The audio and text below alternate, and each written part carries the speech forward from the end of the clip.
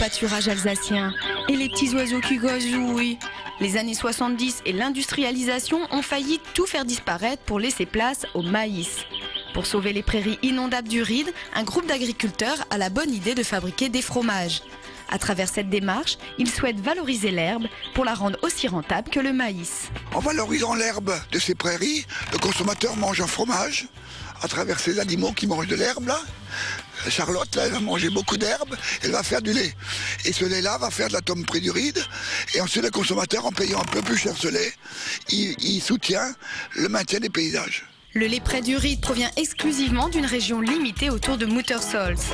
300 000 litres sont produits chaque année par la ferme du Courlis d'Ilsenheim, puis transformés à Bofsheim chez Raymond Dur. Après réception du lait, on fait chauffer donc ce lait en cuve.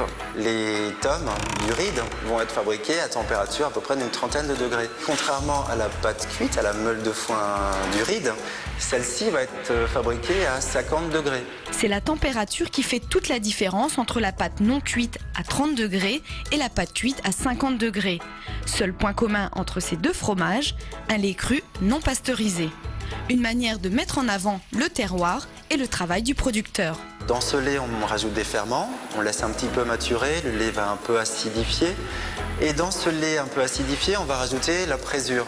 Cette présure va faire cailler le lait, se solidifier en une espèce de gros gel. Et ce gel, au bout d'une demi-heure, va être coupé en petits morceaux. Ces petits morceaux vont être mis dans des bacs de pré-pressage qui vont déjà réduire considérablement le volume de ces pains de caillé. Et ensuite, ce gros pain de caillé va être découpé, mis en moule et encore une fois pressé. Ces fromages vont être démoulés et mis en saumure. Après la salaison, direction l'affinage. 6 semaines pour les tomes du Ride contre 4 à 8 mois pour les meules de foin. C'est lors de cette dernière étape que le produit perd encore 10% de son eau. Avec 100 litres de lait cru, on obtient une tome de 10 kg et une meule de 8 kg. C'est vrai qu'au cours de l'affinage, le fromage va encore s'assécher. C'est une alchimie en fait. C'est à la fois comme un vin.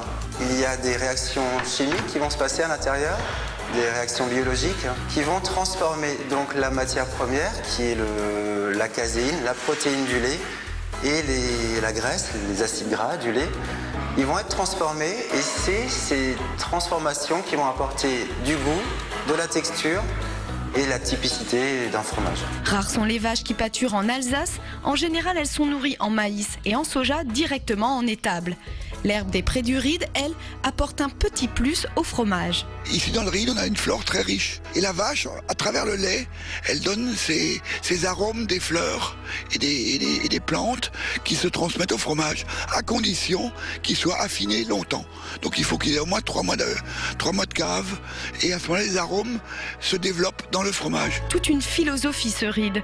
Mais qu'est-ce que c'est exactement ce petit coin d'Alsace en bordure de l'île? Chers amis du terroir, bonjour. Alors aujourd'hui, une petite leçon de géographie alsacienne. Savez-vous d'où vient le mot Ride, qu'on ne trouve dans aucun dictionnaire? Eh bien, le mot Ride vient de l'allemand roseau, mais surtout en Alsace, donne la définition du périmètre de la dernière crue centennale d'une zone inondable. Donc vous avez le Ride de la Bruche, vous avez les grands rides du Rhin ou de Lille, mais vous avez aussi des villages dont le mot commence par Ride, comme Riedvir ou Riedisheim.